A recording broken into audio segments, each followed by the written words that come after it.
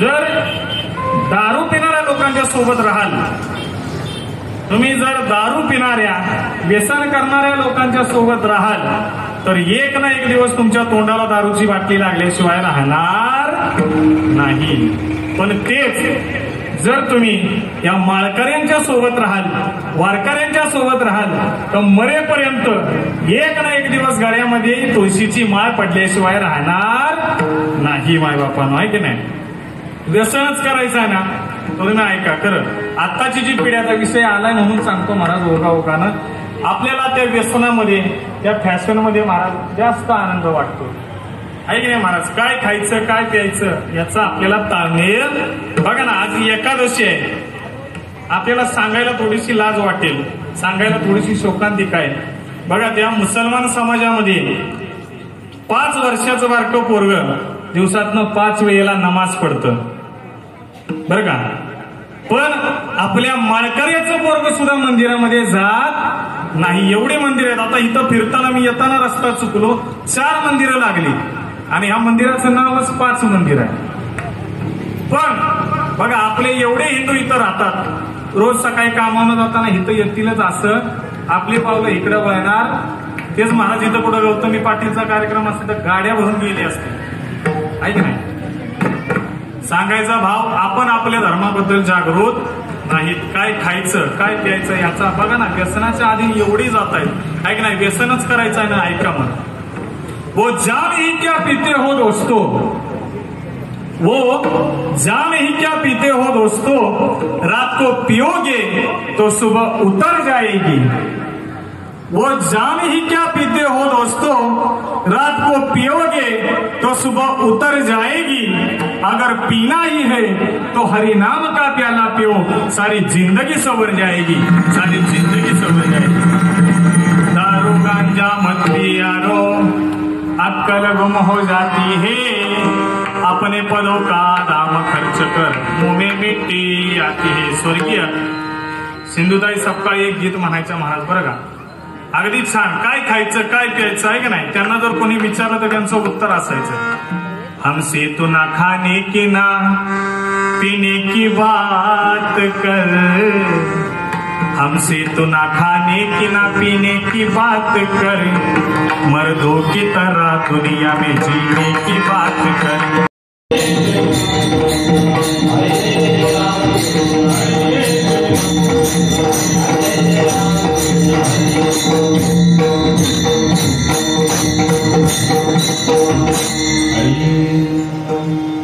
रूप पाहता लोचनी,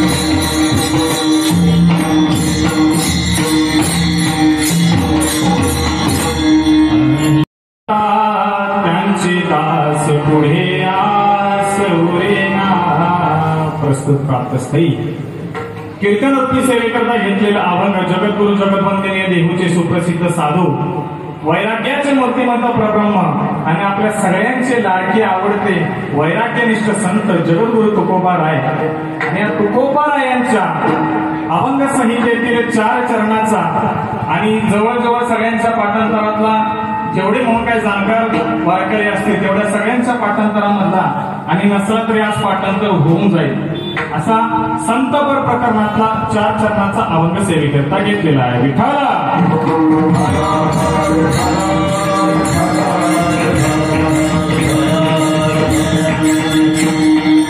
अभंग 4 चरणाचा आहे, संतपर प्रकरणातील आहे आणि अभंगामध्ये जगद्गुरु तुकोबाराय इको बंद कराय रिपीट मारतो ना ह्याला इको देऊ नका तिकडे त्या गायकांना इको द्या.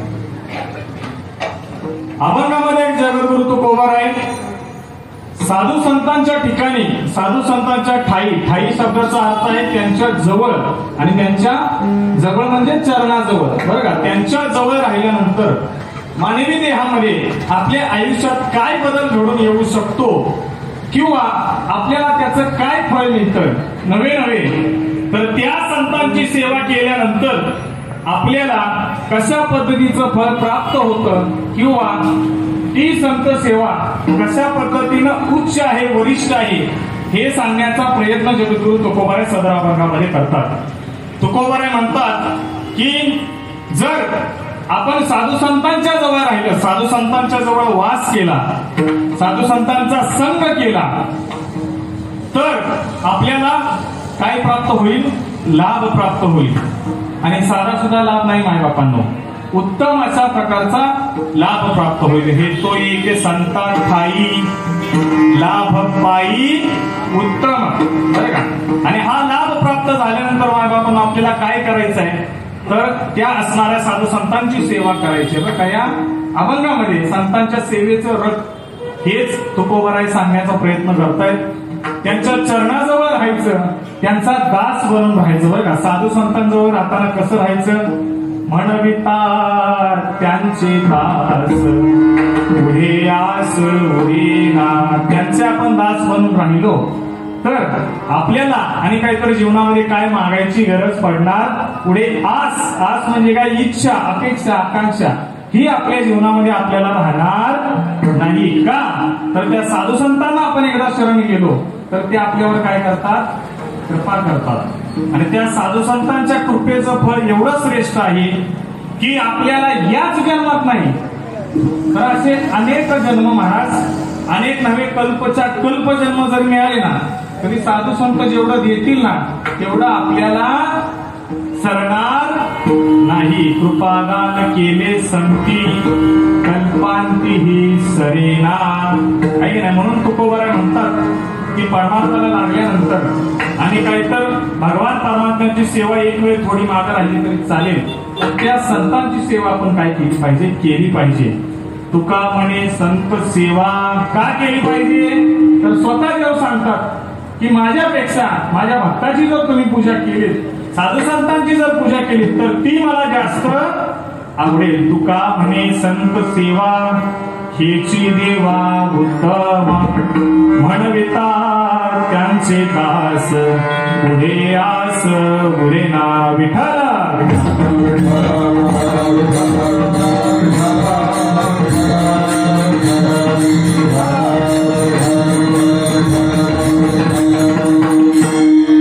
अभंगाचा सरळ भाव तुमच्याकडे मांडून झालेला आहे माझ्या.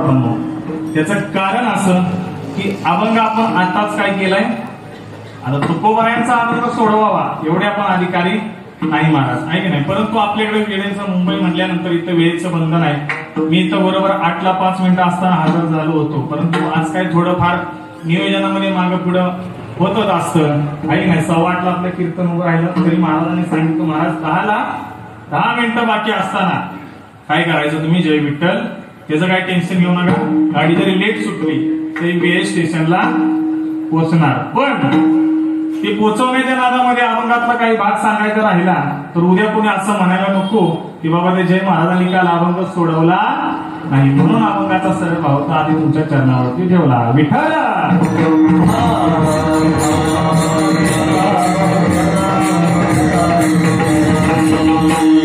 विस्तृत चिंतनाकडे येण्यापूर्वी अल्पसा हा पर्याय द्यायचा तो असा की सालाबाद प्रमाणे सुरू असलेला हा अखंड हरिनाम सप्ताह श्री सोपानकाका समाधी सोहळा आणि श्रीमद ज्ञानेश्वरी इथं ग्रंथराज महाराज, ग्रंथराज ज्ञानेश्वरी करा बरं का. श्रीमद भगवद्गीता ग्रंथराज ज्ञानेश्वरी सामुदायिक पारायण सोहळा आणि अखंड हरिनाम सप्ताह वर्ष आहे 48वे.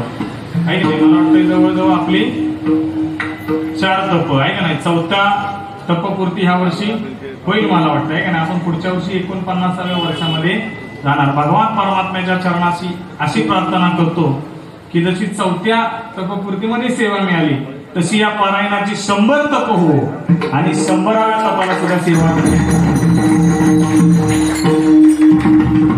आणि या सोहळ्याला प्रत्यक्ष अप्रत्यक्षरित्या जेवढ्या म्हणून काही आर्थिक, सामाजिक, राजकीय क्षेत्रातील सर्वच लोकांचा, भाविकांचा जेवढा म्हणून काही सहकार्य असेल त्या सगळ्यांचं मी एकदा काय करतो, मनापासून आभार व्यक्त करतो. कसं आहे, कोणी राहता कामाचं नाही ना. चटई उचलण्यापासून बघा, चटई इथं सकाळी टाकण्यापासून ते कार्यक्रम झाल्यावर चटई उचलणाऱ्यापर्यंत जी ज्याने सेवा केली त्या प्रत्येक सेवेकऱ्याच्या एकदा विनम्र भावाने मी अभिवादन करतो. त्याचबरोबर कीर्तन सेवेकरता लाभलेले थोर आणि ज्येष्ठ रत्ती महारथी मंडळी, आता इथं मी पाहिलं तर जवळजवळ सगळे आपल्याला कीर्तनकार आहे का नाही, मोठमोठ्या क्षेत्रामधले गायक, वादक आणि पारमार्थिक क्षेत्रामध्ये एकदम मुरलेला इथं सगुण महाराजांनी एवढे आहे का बघा, सगुण महाराज चाल गायला पण त्यांना साथ द्यायला आमच्या वयाचेच तरुण आहेत, आहे का नाही. म्हणजे इथं दोन पिढ्या एकत्र येऊन परमार्थ करतायत, हा तुमच्या सप्ताहाची सगळ्यात मोठी गोष्ट आहे बरं का. आणि त्यांच्यापासून ते अगदी छोट्या छोट्या वारकऱ्यापर्यंत ज्याने म्हणून इथं कोणी सेवा केली, आता सगळ्यांची काही नावं मला माहित नाहीये, त्यामुळे कुणाचं नाव घ्यायचं कुणाचं नाही, ज्याचं नाही घेतलं तो नाराज होतो महाराज. म्हणून सगळ्यांच्या पायावरती एकदा विनम्र भावानं अभिवादन करतो. मस्तक हे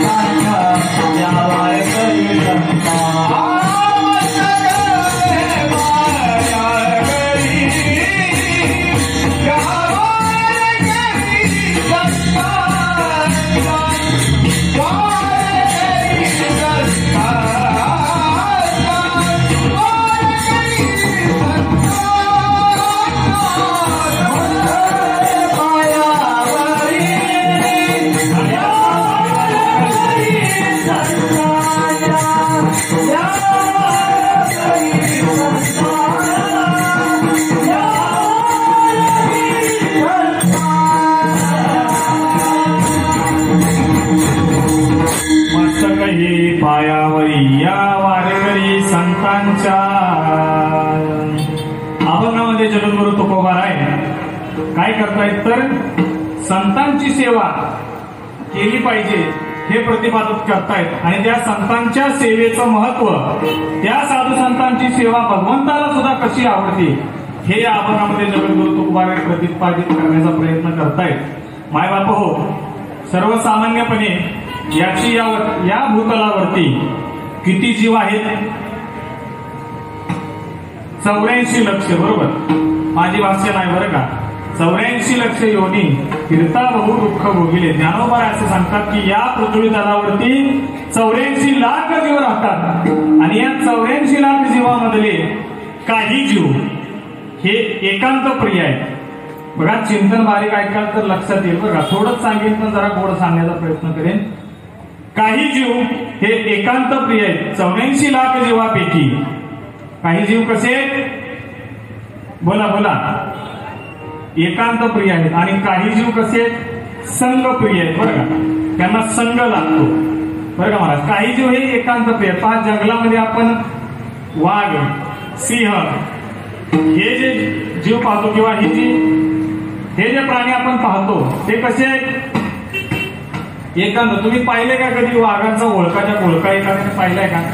आपण प्रत्यक्षात तो वाघ पाहिला असेल नसेल ती गोष्ट वेगळी, पण डिस्कव्हरी चॅनलला जरी आपण वाघ पाहिला तरी वाघ शक्यतो आपल्याला एकटा, सिंह पण शक्यतो आपल्याला एकटा दिसतो. का? कारण ते प्राणी एकांत प्रिय प्राणी आहेत बरं. त्या व्यतिरिक्त आपण मुंग्या पाहिल्यात का? मुंग्या कुणी एकच मुंग्या अशी एखादी गार्डन मध्ये फिरताना बघितले का? नाही. एक मुंग्या असते तर तिच्या मागं आखी लाईन असते, आहे की नाही?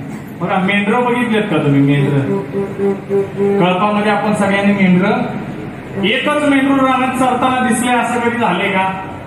चुकला असलं तर द्या भाग सोडून, पण सहसा एकच मेंढरू चरायला गेले असं आपण कधी पाहिलेलं का?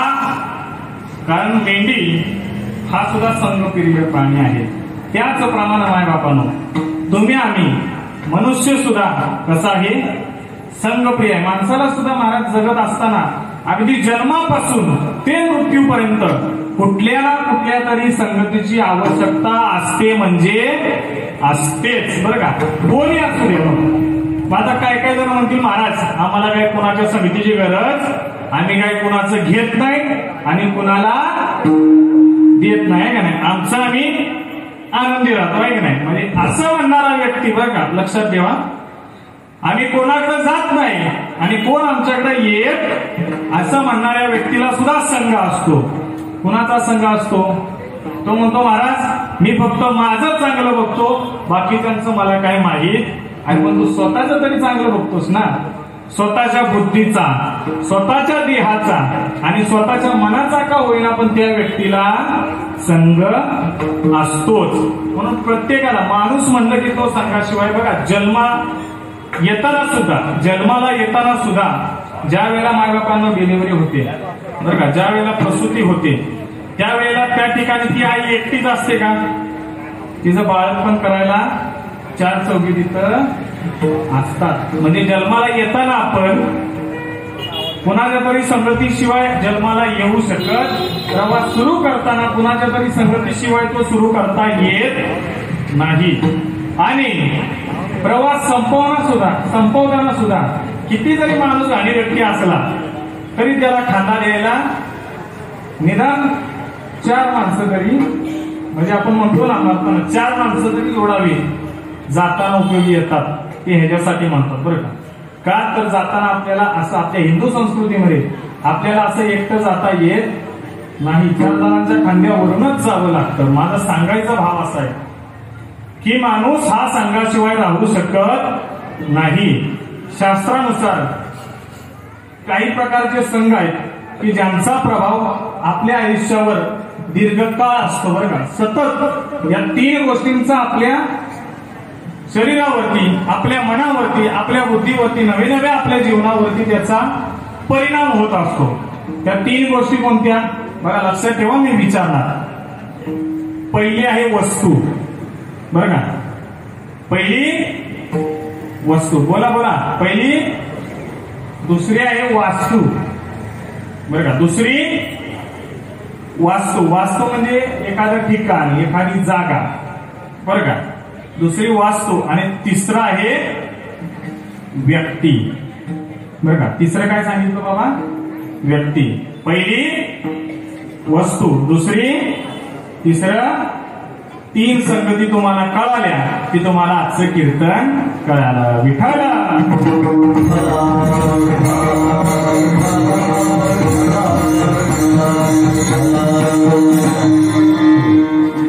बघा, या 3 गोष्टींच्या संघाचा आपल्या जीवनावरती फार खोलवर परिणाम असतो. नवे आपण जसं घडतो ना ते या 3 गोष्टींच्या संगतीतूनच घडत असतो. एक तुम्हाला सांगत जातो. पहिली काय सांगितली? वस्तू सांगितली बरं का. प्रत्येकाला ना मायबापांनो, प्रत्येकाला कुठल्या ना कुठल्या तरी वस्तूची आवड असते, वस्तूचा छंद असतो, त्या वस्तूचा त्याला संग लागलेला असतो.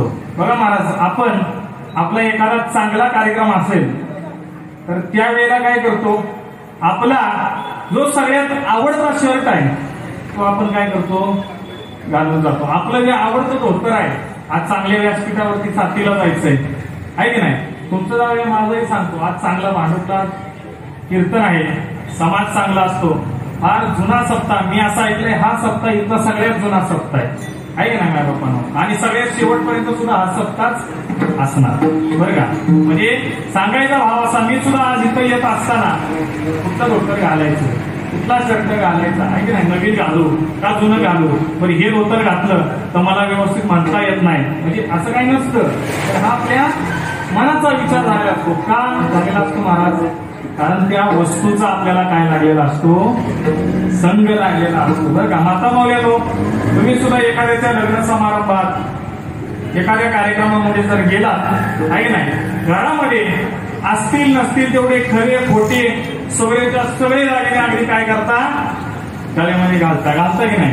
बघा, त्यांना पटलं, त्या हसल्या. अगदी महाराज गाळा खाली वाकून पडत आला तर यांच्या गळ्यामध्ये दागिने काय राहत नाही. जेवढे असतील तेवढे आपण का घालतो बरं? आपल्याला त्या दागिन्यांचा काय झालेला असतो, संग प्राप्त. बाबा हे मी घेतले, हे मी घातले, परिधान केले तर मी कशी दिसेन, 4 माणसामध्ये उठून दिसेन, माझी पर्सनॅलिटी चांगली दिसेल, किंवा मी जे काही शुभ कार्य करायला जातोय ते माझं कार्य होईल, अशी त्या मागची भावना असते. बरं, ही उदाहरणं जर तुम्हाला समजली नसली तर एक सोपं उदाहरण सांगतो.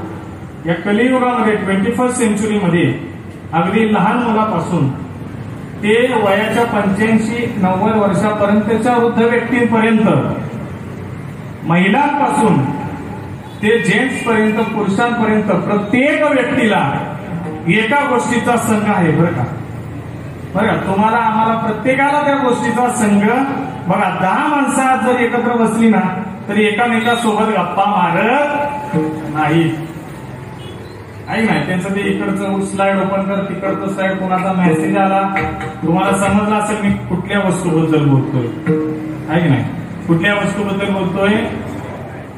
बघा सांगा मला, इथे एखादा असा गरीब आहे का की ज्याच्याकडे अजिबातच मोबाईल नाही? बघा आजींकडे मोबाईल नाही, घरी असेल का? नाही, अजिबात नाही. मग तुम्ही अजून काय लेटर, पत्र व्यवहार, घरात कुणाचा तरी फोन आला तरी बघा आजींकडे मोबाईल, एकदा टाळ्या वाजवत होता. मी असे अपेक्षा घेतली की व्यक्ती सापडणार नाही, पण आहे बरं का. त्या सगळ्यात आनंदी आहे. टाळे एवढ्यासाठी वाजवल्या कारण त्या सगळ्यांमध्ये आनंदी आहेत. बघा इथं कार्यक्रम सुरू असताना अचानक आपल्याला एखादा दुःखाचा मेसेज आला तर तिथलं मन आपलं तिकडं जातं, एवढा तो मोबाईल लागतो काय. बरं का प्रत्येकाला, तुम्हाला आम्हाला प्रत्येकाला त्या मोबाईलचा संघ, एवढा संघ आहे, एवढा संघ आहे ना महाराज. काय काय माणसं तर हागायला जरी बसली ना तरी फोन हातात घेऊनच त्यांचं ते सुरू असतं चॅटिंग, आहे की नाही. बघा मी खोटं वाटत असेल तर जे घेऊन बसतात त्यांना पटलं असेल बरोबर, आहे की नाही. सांगायचा उद्देश असा आहे की त्या वस्तूचा काय हे लागतं. रात्री झोपताना बघा 1:30-2 वाजेपर्यंत माणसं ऑनलाईन असतात, आहे की नाही. काय हे असतं कारण त्या वस्तूचा. आता इथं कीर्तनात बसल्यानंतर सुद्धा काय काय जणांच्या खाली टिवल्या चालू असतील बघा. हे का? कारण त्या वस्तूचा आपल्याला काय झालाय महाराज, संग झालाय म्हणून. बरं मोबाईल वाईट आहे का? मोबाईल वाईट, जेवढा तो वाईट आहे तेवढा तो चांगला सुद्धा आहे. म्हणजे त्या मोबाईल पासून आपल्याला जेवढं नुकसान आहे ना, नुकसान काय तुम्हाला सांगायची वेगळी गरज नाही आहे का. डोळ्याला त्रास होतो रेडिएशनचा आपल्याला, आणि काय तर हृदयविकाराचा त्रास, वेगवेगळे त्रास मोबाईल पासून होणारं नुकसान सगळ्यांना माहिती आहे. पण तेवढा मोबाईल वाईट नाही जेवढा आपण त्याला करून ठेवलाय. मोबाईल चांगला सुद्धा आहे महाराज. बघा लॉकडाऊन मध्ये 2 वर्ष आपल्या मुलांनी अभ्यास कशावर केला? फोन नसता तर 2 इयत्ता अजून तिथेच पोरं राहिली असती. पुढे गेली. म्हणजे मोबाईल वाईट आहे का चांगला आहे? मोबाईल चांगला आहे, फक्त तो आपण कसा वापर करू आहे का. बघा आता आमचे सगळे महाराज लोक आहे नाही, मोबाईलवरती नवीन नवीन चाली आहे ना महाराज, मोबाईलवरती नवीन नवीन चिंतन आणि काय केला वापर तर महाराज चांगला सुद्धा आहे, आणि नाही केला तर त्याचं नुकसान सुद्धा आहे. बरं का. ही पहिली वस्तू. काय सांगितलं पहिलं? वस्तूचा संघ. कळायला तुम्हाला सगळ्यांना? वस्तूचा संघ. प्रत्येकाला कुठल्या ना कुठल्या तरी वस्तूचा संघ आहे. त्या वस्तूपासून त्याला आयदर फायदा होतो किंवा नुकसान होतं. बरं का. दुसरं जे मी सांगितलं तो दुसरा संघ कोणता? बोला बोला. दुसरा वास्तू. वास्तू म्हणजे एखादं विशिष्ट प्रकारचं ठिकाण किंवा एखादं विशिष्ट प्रकारचं स्थान.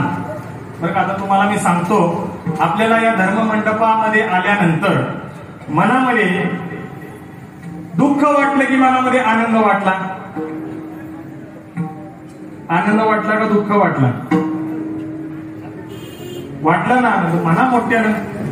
कसा काय वाटलं? आनंद वाटला, बरं वाटलं आहे का नाही. घरची किटकिट नाही, काय नाही. तिथे सगळं इथं आल्यानंतर बाहेर जाऊचं वाटत नाही का?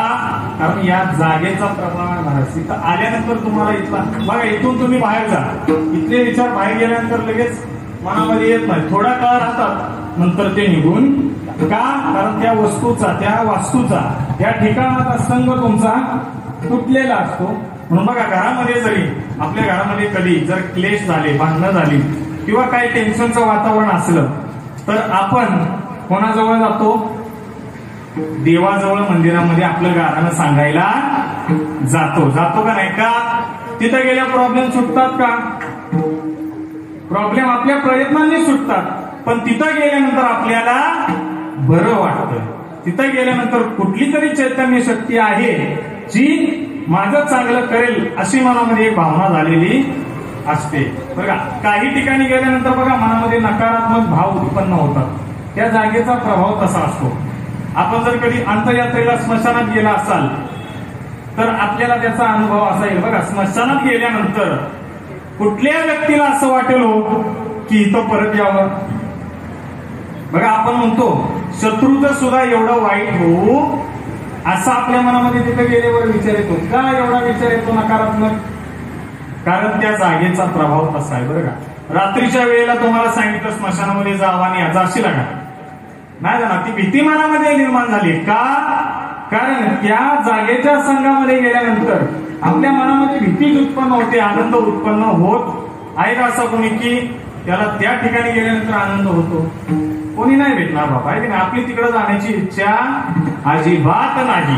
हा झाला त्या वास्तूचा, त्या ठिकाणाचा संघ. अजून एक तुम्हाला सोपं उदाहरण सांगतो बघा, सगळ्यांसाठी हे उदाहरण लागू पडेल. या भूतलावरती अशी 2 ठिकाणं आहेत बरं का मायबापांना, जिथे गेल्यानंतर आपल्याला समोरचा व्यक्ती व्यावहारिक जीवनात कसा आहे ते माहिती नाही. तो जरी चोर असेल, तो जरी दरोडेखोर असेल, तरी आपण त्याला हाक मारताना काय म्हणतो? माऊली म्हणतो बरं का. माऊली चला, माऊली जागा द्या, माऊली पुढे जाऊ द्या, आहे की नाही? अशी 2 ठिकाणं या पृथ्वी तलावरती आहेत. तुम्हाला सगळ्यांना कळालं असेल ती 2 ठिकाणं कुठली, आहे की नाही? कसाही माणूस असू द्या, आहे की नाही महाराज? पहा, पंढरीला गेल्यानंतर आणि आळंदीला गेल्यानंतर आपल्या मनामध्ये जी वासना आहे ती वासना कमी होते. आपल्या मनामध्ये जो लोभ आहे तो लोभ कमी होतो. आपल्या मनामध्ये जो अभिमान आहे तो अभिमान कमी होतो. आणि आपण काय करतो? पाया पडे जन